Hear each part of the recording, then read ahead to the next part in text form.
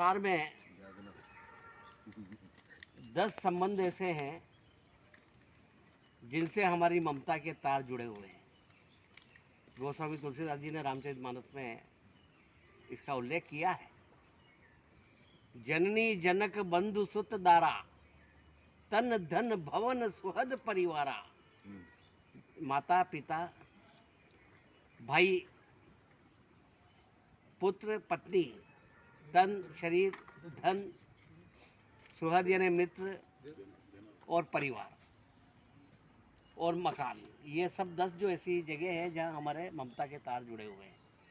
तब तुलसीदास जी लिखते हैं कि भगवान ये कहते हैं कि सबके ममता ताग बटोरी, मम पद बरही बांधी डरी बरी डोरी, समदर्शी इच्छा कुछ नहीं।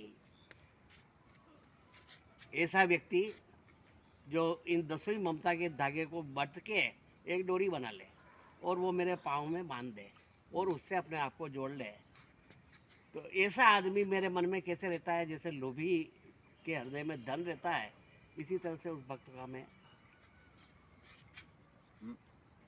एक बार क्या हुआ कि ये गाय जंगल में घास चर रही थी, शाम का समय हो गया था।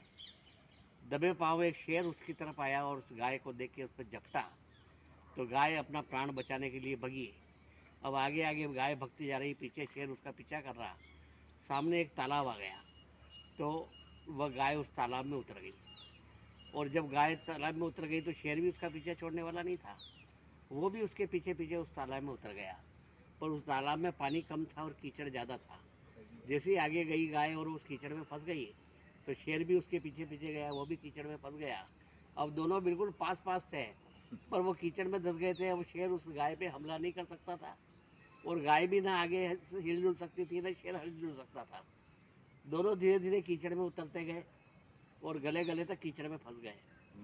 तब गाय ने उस शेर से कहा कि तुम्हारा कोई मालिक है क्या? तो उसने कहा मैं तो शेर हूँ, जंगल का राजा, मैं सबका मालिक, मेरा कौन मालिक? मेरा कोई मालिक नहीं है, मैं खुद शक्तिशाली हूँ और मैं अपना खुद का मालिक हूँ। तब गाय ने कहा कि तुम्हारी स्थिति और मेरी स्थिति में बहुत फ़र्क है। कि क्यों? कि तुम्हारा कोई मालिक नहीं है, तुम खुद अपने मालिक हो। अब तुम यहाँ इस कीचड़ में फंसे हुए हो, तुम्हें कौन निकालेगा? पर मेरा मालिक है, वो शाम को जब घर आएगा और जब मुझे नहीं खूंटे पे बंधे हुई देखेगा, तब मुझे ढूंढने के लिए निकलेगा और इस तालाब तक आएगा, और जब मुझे उसमें कीचड़ में फंसी हुई देखेगा तो मुझे बचा करके घर ले जाएगा। कुछ ही देर बाद में उसका मालिक उसे ढूंढता हुआ आया और रस्सी का फंदा बना के उसके सींग में डाला और उसको कीचड़ से बाहर निकाल लिया। दोनों गाय ने अपने मालिक के प्रति कृतज्ञता से देखा और दोनों जब निकलने लगे तब उनके मन में विचार आया कि अरे ये शेर, ये भी कीचड़ में फंसा हुआ है, इसको भी बाहर निकालना चाहिए। पर गाय के मालिक ने सोचा कि यदि इसको बाहर निकाला तो ये गाय को भी खा जाएगा और मेरे को भी खा जाएगा, इसलिए इसको निकालना नहीं है। वह गाय को सकुशल लेकर के अपने घर चला गया।